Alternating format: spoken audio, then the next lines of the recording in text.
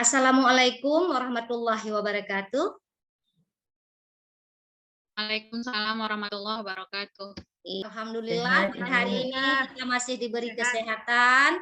Kita bisa mengadakan sesi lokakarya kita yang kedua tentang visi lingkungan belajar, khususnya kepada membuat keyakinan kelas, walaupun dalam bentuk daring. Sebelum kita mulai, saya ingin memastikan dulu apakah kita semuanya ini penuh dengan semangat?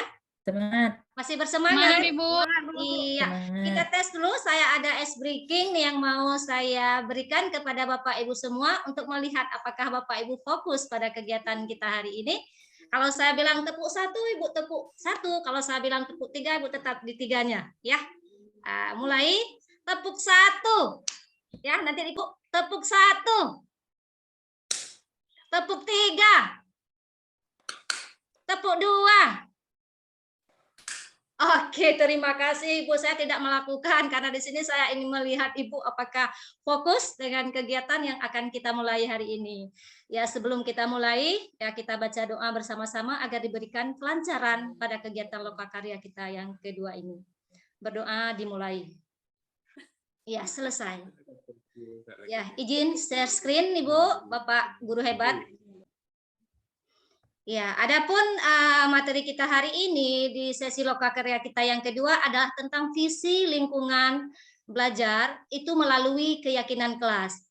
Adapun tujuan yang kita harapkan pada hari ini adalah peserta dapat menunjukkan kemampuan dalam membuat keyakinan kelas. Dan saya yakin itu bisa dilakukan karena sudah pernah kita praktekkan di sekolah masing-masing. Selanjutnya, sebelum kita masuk ke sesi kegiatan kita di sini ada kesepakatan tuh yang sudah kita buat bersama. Coba Bapak Ibu lihat, apakah ada yang perlu kita tambahkan atau kita cukupkan di sini saja? Sudah, Ibu. Boleh Ibu, udah bisa Bu, itu aja. Dan sebagainya. Berikutnya untuk durasi kegiatan, 1 menit pembukaan, kemudian 2 menit menentukan tujuan, 3 menit menggali pemahaman tentang keyakinan kelas. 3 menit diskusi tentang tantangan yang dihadapi dalam membuat keyakinan kelas sampai nanti kepada sesi penutup. Untuk pertanyaan pemantik, Bapak Ibu di sini saya meminta nanti Bapak Ibu yang pertama, apa yang dimaksud dengan keyakinan kelas yang sudah Ibu pahami selama ini dan sudah Ibu buat dan Ibu lakukan di sekolah Ibu masing-masing?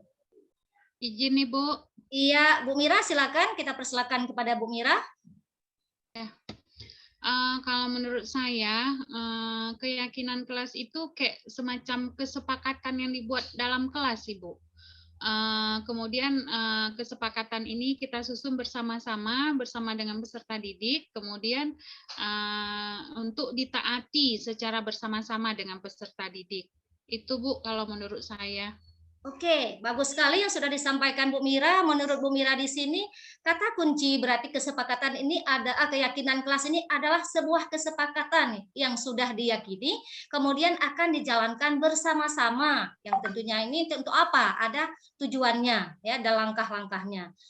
Ya, Ibu udah ada saya. Ya, silakan Bu Ismayani. Menurut Ibu apa yang dimaksud dengan keyakinan kelas?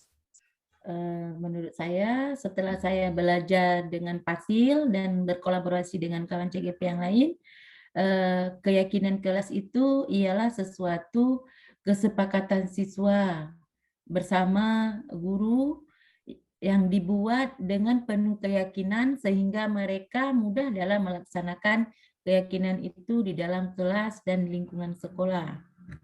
Kita lihat juga yang disampaikan Bu Isma, berarti di sini juga katakan kuncinya, setiap yang sudah dibuat diyakini bersama, kemudian untuk dijalankan bersama. Ya, Bu Rosmanidar, silakan Bu Rosmanidar. Saya senang sekali di kelas ini, itu gurunya aktif sekali dalam berkolaborasi. Silakan Bu Rosmanidar. Terima kasih Bu atas kesempatan yang diberikan. Kalau menurut saya, keyakinan itu kesepakatan yang sudah kita yakini. Saya yakin bahwa kelas saya nanti akan menjadi kelas idola, gitu. Iya, terima kasih Bu Ros. Juga kata kuncinya berarti sesuatu yang kita lakukan berdasarkan hasil kesepakatan kita, tapi kita meyakini dulu. Misalnya begini, yakin, oh saya yakin kelas saya akan bersih. Oh saya yakin saya bisa saling menghargai, sehingga yang kita yakini ini menjadi sebuah bentuk yang namanya keyakinan kelas. Ya, jadi kolom chat silakan Bapak Ibu lihat, ada saya sematkan link Jamboardnya. Silakan masuk ke link Jamboard tersebut. Ini di tempat saya nih. Apakah sudah nampak? Nampak, Bu. Jamboardnya nampak Ibu, tapi kami linknya saya belum Linknya dapat. coba dilihat apakah sudah ada di chat. Kolom chat. Ya silakan diisi. Saya nih, banyak siswa dalam memberi ide tidak tertib. Oke. Ya, kebanyakan siswa dalam memberikan ide itu tidak tertib, ya, saling ingin dia yang pertama memberikan ide dan ingin idenya dia itu yang didengarkan.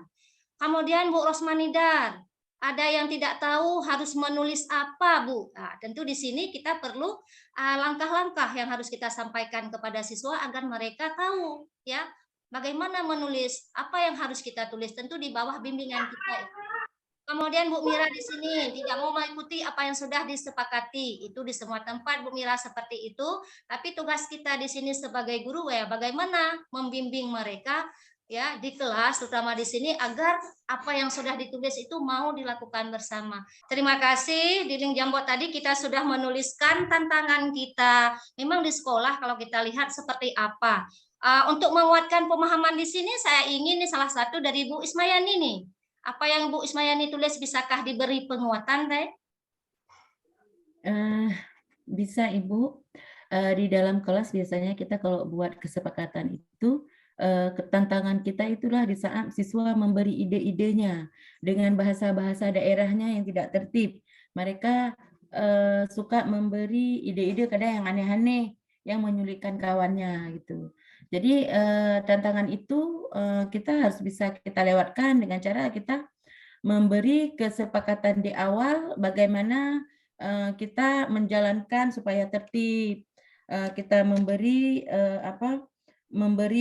awalnya dulu peringatan, bukan peringatan ya, sejenis maksudnya kesepakatan di saat memberi ide kawan yang lain harus mendengarkan. Oke, bagus sekali. Berarti yang saya tangkap dari sini Bu Ismayani dalam menjalankan atau membuat keyakinan kelas di sekolah ya tentunya di kelas masing-masing tentu ada hal-hal yang harus diperhatikan oleh siswa. Dari pertama, cara membuatnya seperti apa? Langkah-langkahnya bagaimana? Kemudian kesepakatan yang sudah dijalankan itu bagaimana menjalankannya dan bagaimana merefleksikan apabila nanti yang sudah kita buat itu dilanggar oleh siswa itu sendiri. Ya, Ibu. Jadi saya ingin di sini memberikan penguatan bahwasanya dalam menyusun sebuah keyakinan kelas itu harus berdasarkan kesepakatan bersama warga kelas itu yang mereka yakini mereka bisa terapkan nantinya. Kemudian jika beserta dengan konsekuensinya, ini untuk meminimalkan supaya tidak terjadi hal-hal yang tidak diinginkan. Berarti kunci di sini yang disampaikan Bu Mira berarti kita konsekuen terhadap apa yang sudah kita tulis dan kemudian kita jalankan. Bukan begitu Bu Mira? Ya, hasil pembelajaran kita hari ini ya di ujung sesi hari ini ada yang ingin memberikan penguatan ya, kesimpulan dari yang sudah kita pelajari di Lokakarya 2 kita ini. Ada yang mau memberikan kesimpulannya? Ya, silakan Bu Ismayani memberikan. Baiklah, dari pencerahan kita tadi bersama, di sini kita simpulkan dalam membuat kesepakatan kelas kita harus bisa mendalami latar belakang siswa, pemahaman siswa terhadap terbentuknya keyakinan kelas. Kemudian kita harus bisa mereview atau merefleksi kembali hasil dari keyakinan kelas yang udah kita buat dengan siswa. Oke, luar biasa Bu Ismayani, kelas kita ini ya, kelompok 1 kita ini luar biasa dalam membuat sebuah kesimpulan, memberikan refleksi tentang apa yang sudah kita pelajari. Refleksi kita hari ini ya, kesimpulan yang kita dapat.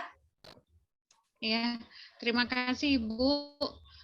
Adapun refleksi yang saya dapatkan dari pembelajaran kita hari ini adalah saya merasa senang hari ini kita belajar tentang membuat keyakinan kelas.